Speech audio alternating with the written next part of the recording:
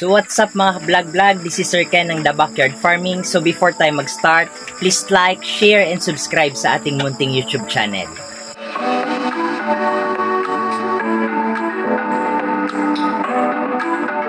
So ngayon mga vlog, nagabihan tayo kasi nga marami tayong ginagawa sa ating trabaho. So konting update lang tayo. Meron na tayong more than 80% ng production rate ng ating egg production. So ayan, kung makikita nyo, marami tayong maha-harvest na itlog. So more than 80%. Sa mga nagtatanong kung ilan yung puhunan ko, i-check nyo na lang sa ating previous videos. Nandoon yung mga tutorial regarding sa investment, tsaka sa mga expenses, tsaka sa mga needed materials na kailangan para makapagtayo ng munting nagbibinata. So munting backyard farming. So pasensya nyo na, medyo paos, pagod sa trabaho. Alam nyo naman, kailangan kumita, teacher sa umaga, tapos kapag gabi, tsaka madaling araw, syempre farmer tayo, tsaka pag weekend, wala tayong pahinga. So trabaho pa rin, tsaka alaga ng ating mga alagang hayop dito sa farm. Meron tayong native na piglets, meron din tayong mga crossbreed na landrace, tsaka large white, mga hybrid na inaalaga nating fattening. Tsaka meron din tayo dito ngayong bago, yung inaalaga nating pure na large white.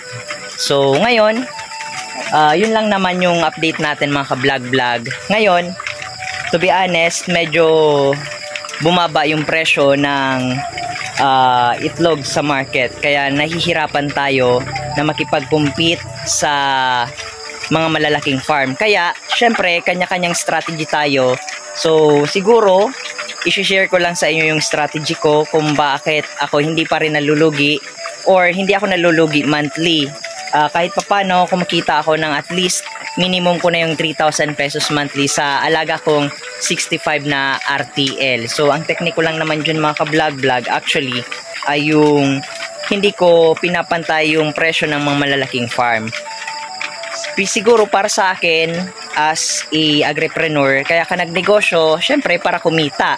So syempre hindi ka naman makikipagsabayan basta-basta doon sa mga presyong binibigay ng mga malalaking farm. Syempre kapag bumaba sila ng presyo, tatangkilikin sila. Pero ngayon siguro strategy nyo na lang mga ka-vlog. Ang isasuggest ko lang, alamin mo kung sino talaga yung market mo. Katulad sa akin, ang market ko dito sa area lang. So hindi ako masyado naapektuhan sa market ng mga malalaking farm. So ganyan lang siguro yung strategy natin. Again, ang pinakamagandang strategy is know your customer, tsaka bigyan nyo sila ng quality na product. Katulad ko, yung binibigay nating mga quality na itlog, matitigas yung shell. So quality yung binibigay natin ng mga itlog sa ating mga customer. Syempre, yung tagline ng ating negosyo, yung nakakasiguro dito sa Collins Fresh Farm Eggs, nakakasiguro na ang itlog ay laging bago. So again, maraming salamat mga ka-vlog. Pagpasensyaan nyo na mga ka-vlog kung ngayon lang ulit ako nakapag-update, at saka walang edit to mga ka-vlog.